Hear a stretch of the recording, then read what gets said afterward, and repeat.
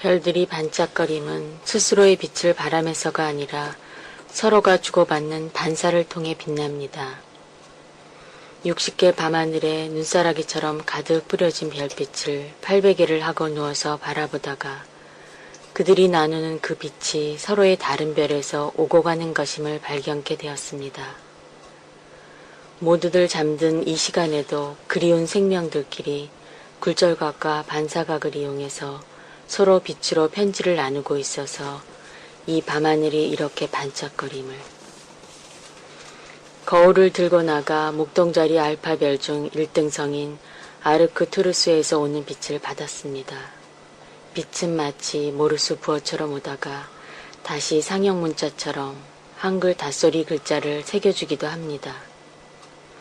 몇 년이 지난 후에야 나는 별빛을 통해서 전해오는 편지를 읽을 수 있었습니다. 보고 싶어. 너무 슬퍼하지 마. 행복하지? 높새 바람이 따스해. 등등. 그리고 1년이 더 지난 후 나도 글씨를 적어서 그들에게 띄워줄 수 있었습니다. 뒤지에 올랐어. 샘질이 예뻐서. 같은 그쪽 말도 익숙해지고.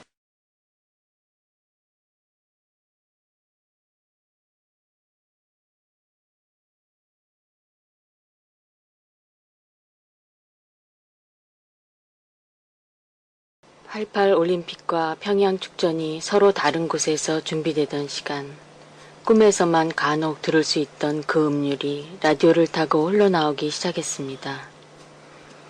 FM 방송 채널을 타고 깊은 밤 심야 음악방송으로 들려오던 놓쳐진 그 음률들. 눈을 감고 듣거나 창밖으로 보이는 밤하늘을 보면서 꿈을 꾸었습니다. 10여 년이 흘러 그 교향악을 연주해주던 사람들을 서울에서 만났습니다. 난생 처음 음악회 표를 사서 그들을 만나려 달려갔습니다. 지휘자와 사회자는 너무도 감격스럽게 인사를 나누고 사람들은 몇 번이고 박수를 쳤습니다. 잊을 적 이혼의 공간이 인간 세상으로 들어온 듯 착각할 정도였습니다. 세월이 흘러 우연히 집안에 작은 악기 하나가 생겼습니다. 조심스레 그것을 입에다 가져다 대어 보았습니다. 불기보다는 부는 신용을 한번 해보려던 참이었습니다. 헌데 소리가 들렸습니다. 20여 년 전 FM을 통해 듣던 그 제목도 알 수 없던 교향악이. 깜짝 놀라서 악기를 입에서 떼었습니다. 음률은 손에 쥐어진 악기 안에서 들리는 듯 했습니다. 악기를 귀에 가져갔습니다. 그리고 포근한 관의 표피를 통해 흐르는 그 음률에 살포시 눈을 감았습니다. 얼마가 지난 후에야 그 악기 속엔 그날 서초동에서 저 멀리 보았던 그 악기 주자의 마음이 그리움으로 떠다닌다는 것을 알았습니다. 그날의 만남이 그리워질 때면 불 줄도 모르는 그 악기를 꺼냅니다. 그리고 조심스레 귀에 가져다 댑니다. 그의 아름다운 연주가 어김없이 관을 타고 전해져 옵니다.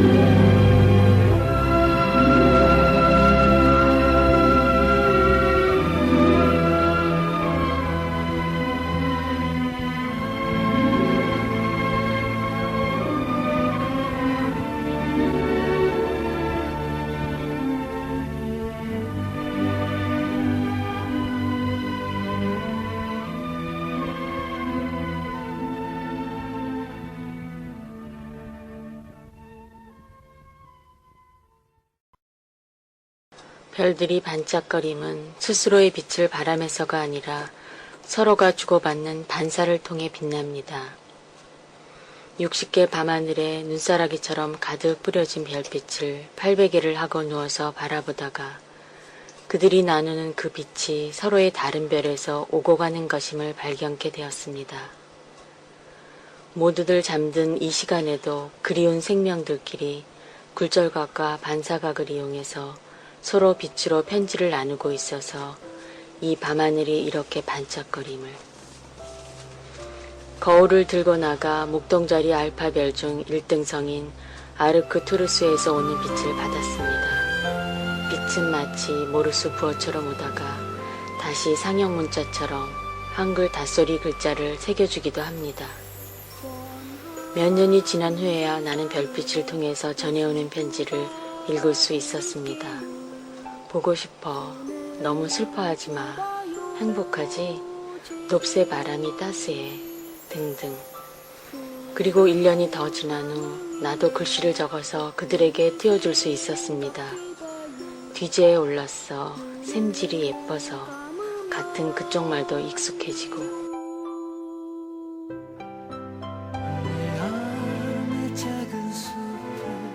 찾아가고 싶어요.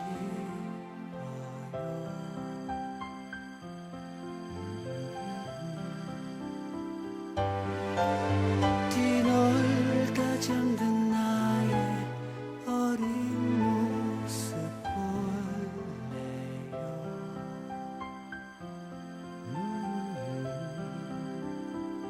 영원할 수 없었던 그대의 손을 갖고 싶고 사랑과 용기를 갖게 날 데려가줘요. 원하는 세상에 모시고 가드릴게요. 손을 줘봐요 제게. 푸른 하늘 위에 꽃들을 생각해봐요. 눈을 감아버리면 돼요.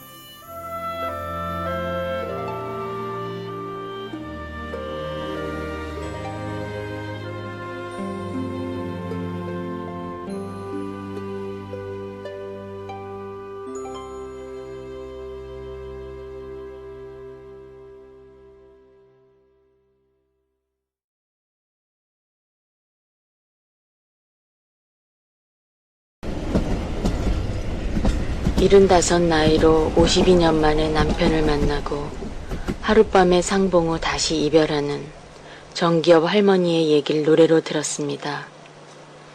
그분은 2번 다시는 못 볼 거라고 체념하면서 살았다는데 그 노래를 들으면서 결혼 1년도 채 못 돼서 헤어진 그날부터 매일매일 남편을 기다리며 옷을 다려놓고 늦게라도 올지 모를 그들을 기다리며 따뜻한 밥 한 그릇 고이 담아서 아랫목에 식지 않게 묻어두고 살아온 또 한 분의 아름다운 사람이 생각났습니다.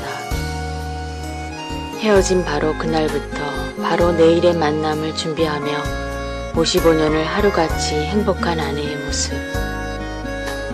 어린 시절 동네에서 뛰놀던 오빠와 결혼한 그에겐 남편으로서의 추억보다는 어린 시절 그 오빠의 모습이 더 많았습니다. 그에겐 55년의 시간이 흐른 것이 아니라 늘 하루만이 흘렀습니다. 오늘 그리고 또 오늘. 다림질로 남편의 와이셔츠를 다린 후 그 옷을 걸어두고 단추를 모두 끼워보기도 합니다. 통일되는 날 우리 다시 만나요. 그때까지 꼭 살아계세요. 사랑해요. 부디 건강하세요. 살아있다는 게 어떤 것일까요? 만난다는 것은 또 어떤 것일까요?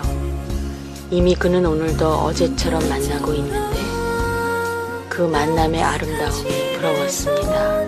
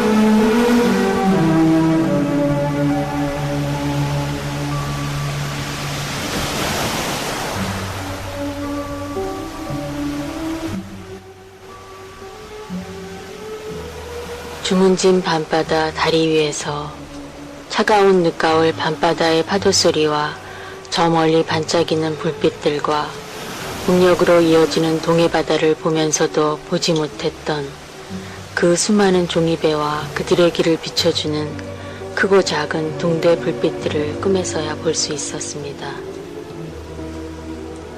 어느 택시 운전기사의 눈에 보여 침몰시킬 수 있었다는 잠수정이 출몰된 정동진에서 안인으로 가는 길에 보았던 그 햇빛 찬란한 동해바다에서도 보지 못했던 그곳에 이렇게도 많은 종이배가 꽃과 편지와 선물을 싣고 55년 동안을 오고 가고 있었다는 것을 상상조차 못하고 있었다니.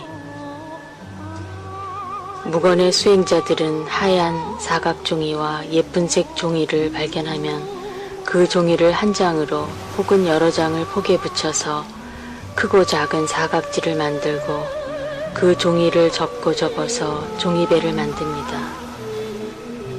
그리고 그 배 안에다 꽃이랑 편지랑 사진이랑 전하고 싶은 얘기를 사랑을 담아서 게을러 강으로 바다로 나와 주소를 적어서 배를 띄우고 있었습니다.